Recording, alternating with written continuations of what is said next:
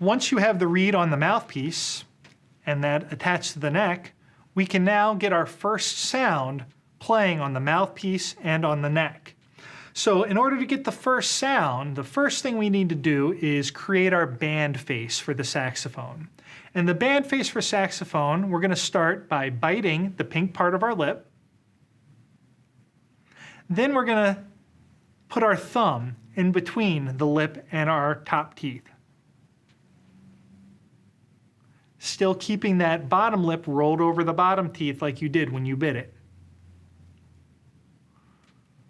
After that, we're going to firm up the corners, make the corners tight, make them firm. And then the last thing we're going to do is we are going to wrap our lips around the mouthpiece or around our thumb right now. Think about a drawstring bag where we pull the two strings apart and it seals the bag closed. So bite your bottom lip, put the mouthpiece in there, tight corners, and seal it.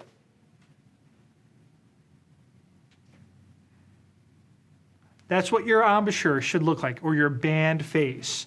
We call that the embouchure, and the band face or the embouchure is how our muscles get involved and wrap around the mouthpiece in order for us to get a sound. Without a good embouchure, without a firm embouchure and a good correct embouchure, we can get some really strange sounds on our saxophone. So let's review that again. The band face, we're going to bite our bottom lip, put your thumb in there, bite down on the thumb, tighten the corners, and seal the lips.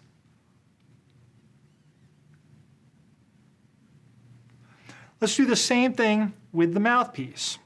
So holding the neck with your left hand, wrap it around this silver part so this key doesn't come open.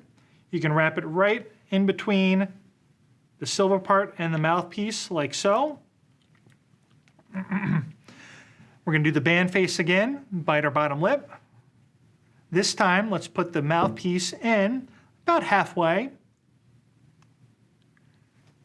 Make sure your teeth sit on top of the mouthpiece and they are actually in contact with the mouthpiece at all times. Tighten the corners and seal the lips shut.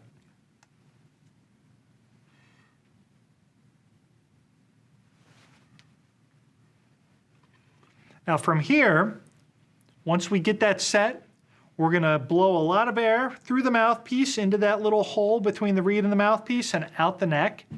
And you should hear a sound like this.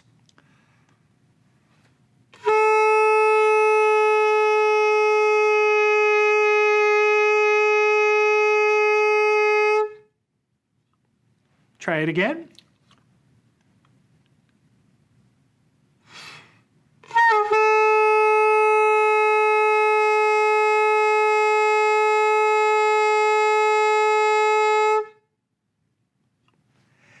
Yours should sound exactly like mine, and you may have heard on that second one, a really weird sound happened on the front part of my sound, and that's totally okay. It happens to everyone. It's going to happen to you too, but what you really want to focus on is getting the sound that you heard me play at the very end. Listen again.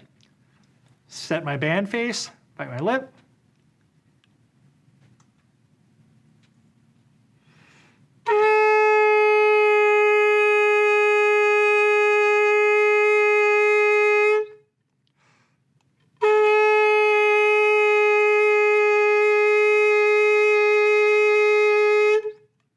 You should match that sound exactly. Now, if you're not matching that sound, a couple of things might be going on. First, you might not be blowing hard enough. It takes a lot of air to get that reed to vibrate in order to create the sound. So the first thing I would recommend is make sure you're taking a big breath and using a lot of good air through this neck to get that sound.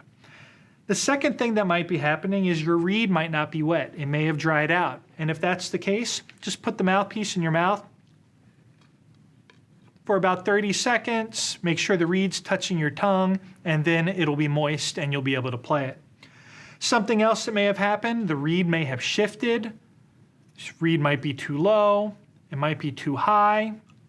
That could be an issue. You want to make sure that you reset that reed and tighten the ligature, but not too tight.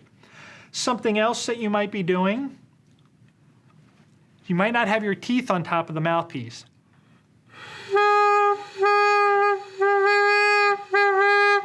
Without the teeth on the mouthpiece can start floating and moving around.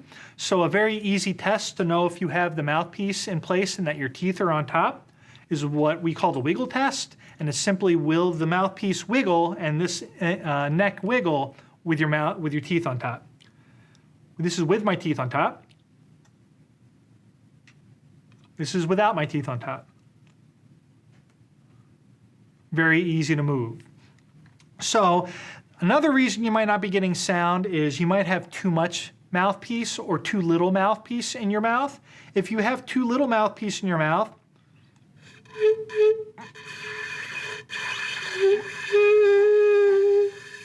that kind of sound might be coming out. If you have too much mouthpiece in your mouth, that sound might come out, and pets all around your neighborhood will be very upset. So make sure that you practice along with this video, listen to my sound, and match what you hear.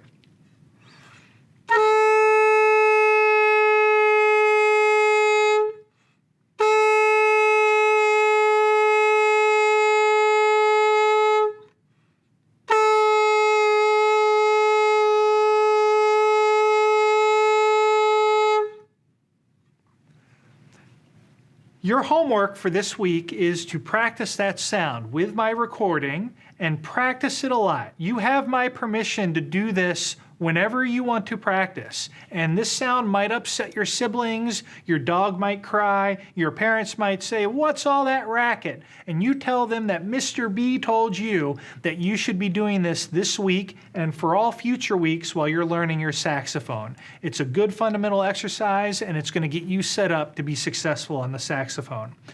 So thank you for watching this video. We now know the names of the different parts of our instrument. We know how to open the case, and now we know how to put the mouthpiece and neck together and get our first sound. Congratulations, and when you're ready to move on, video number 3 is waiting for you. Thanks.